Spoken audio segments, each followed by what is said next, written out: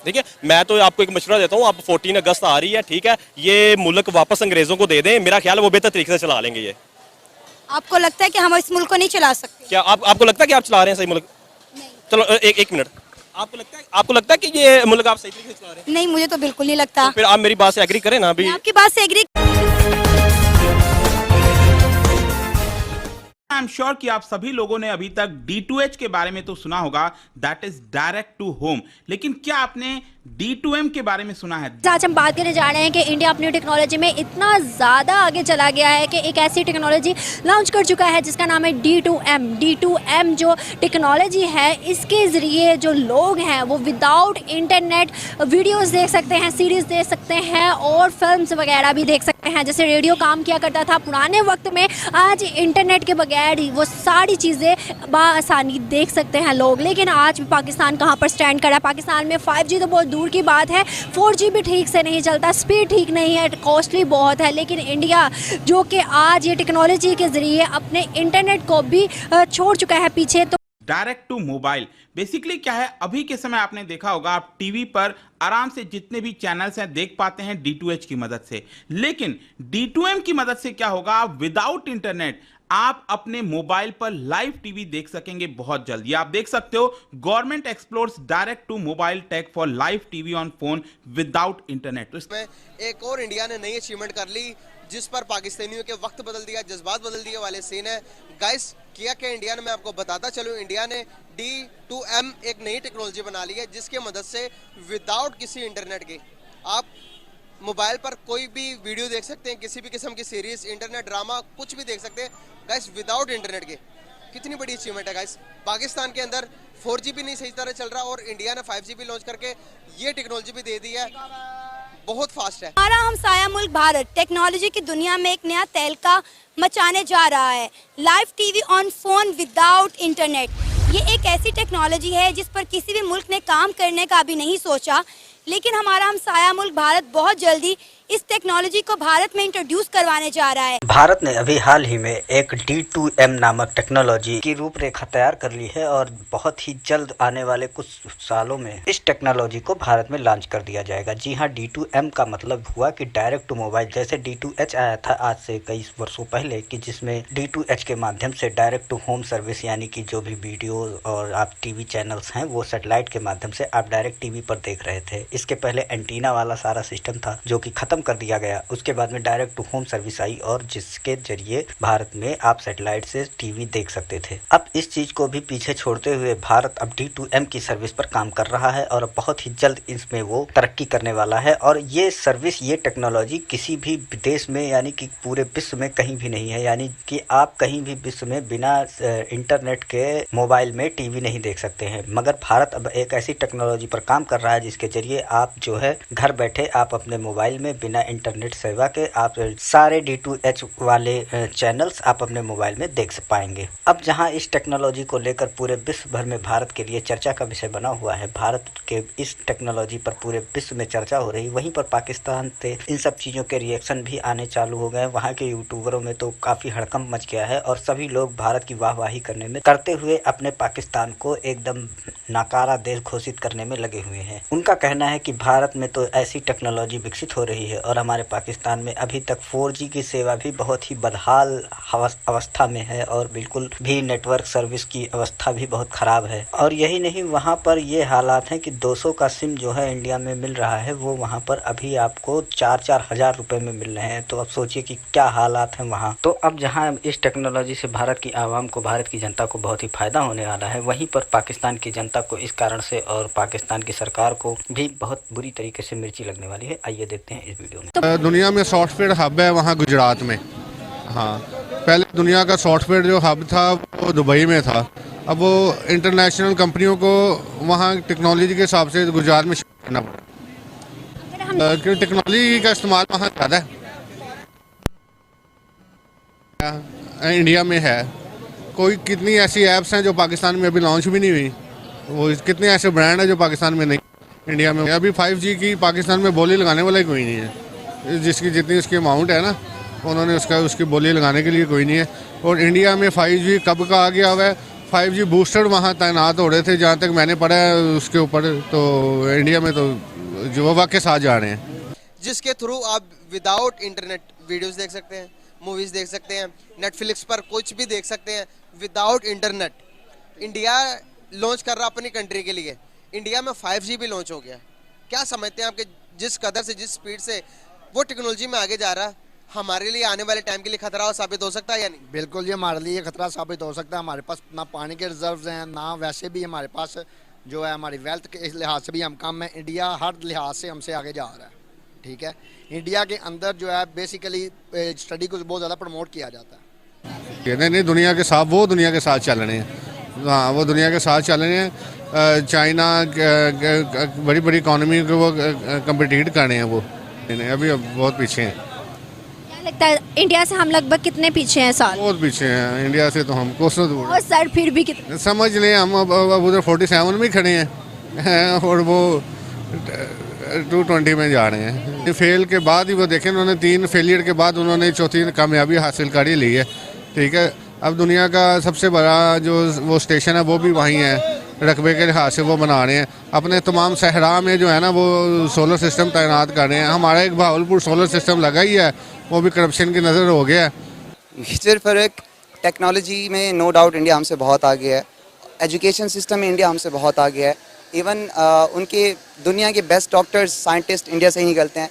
और उसके अलावा अगर हम उनकी इकोनॉमिकल स्ट्रेंथ देखें तो वो भी हमसे काफ़ी स्ट्रॉन्ग है।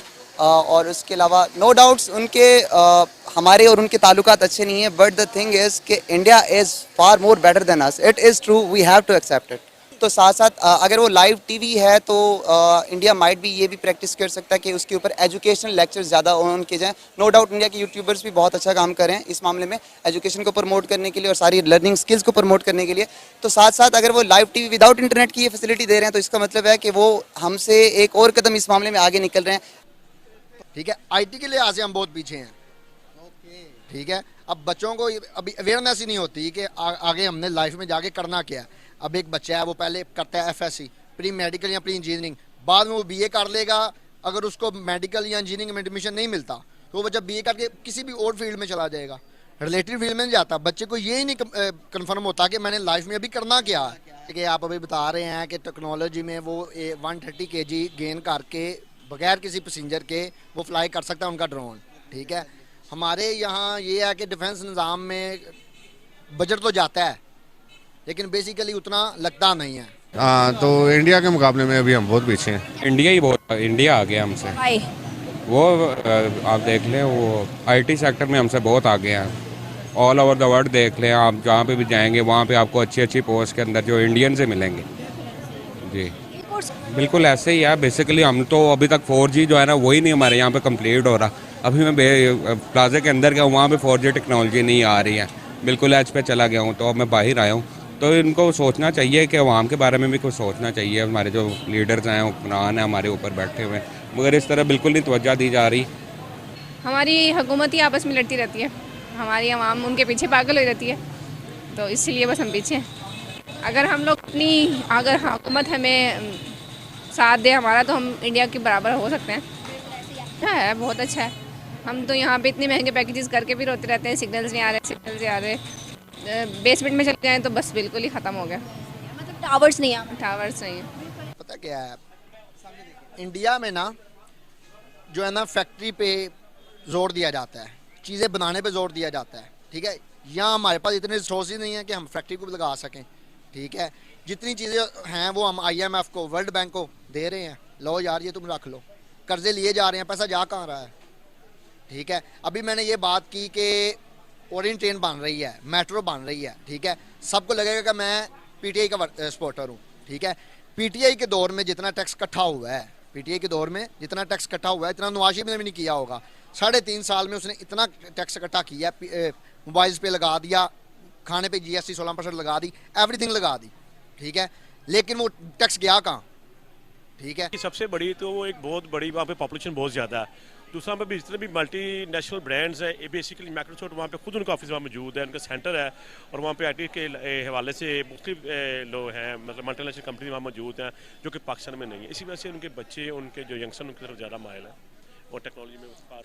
तो Pakistan, I think so, I have a suggestion for it कि पाकिस्तान वाले हम बेशक इंटरनेट वाली विदाउट इंटरनेट फ्री टीवी वाली टेक्नोलॉजी या फैसिलिटी पाकिस्तानियों को ना दें, बट दे कैन डू इस के जो हमारी इंटरनेट स्पीड है और जो हमारे नेटवर्क्स हैं उनको मज़ीद बेटर कर सकते हैं। क्योंकि अगर हम देखें नदरन एरियाज़ में जैसे ही हम जाते हैं, हमारे सारे उनके मोबाइल्स की सर्विसेज नो सर्विसेज, एसकॉम लेने के लिए जाओ वो आउट ऑफ स्टॉक्स हैं। अगर यहाँ पे कहीं से मिलती हैं तो वो 200 रुपये वाली सिम हमें 4-5 हज़ार में पड़ रही है, तो वो एक किस्म का ना हमारे लिए नुकसान है। बेसिकली जैसे अपने बात की टेक्नोलॉजी के हवाले से इंडिया बहुत आगे है। एक तो असल में उनकी जो प्रायोरिटीज़ है हमारी प्रायोरिटीज़ में बड़ा डिफरेंस है, ठीक है।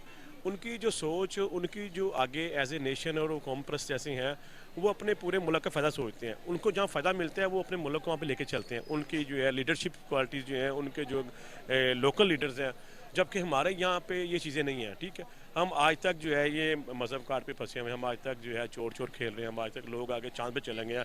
और इंडिया तो अब मेरे ख्याल से दुनिया की, मेरे ख्याल से 5वीं इकॉनमी बन गया है, 5th लार्जेस्ट इकॉनमी, जो कि एक हमारे से उनके बहुत बड़ा गैप है। हम 10-15 साल पीछे चले गए इस वाले से।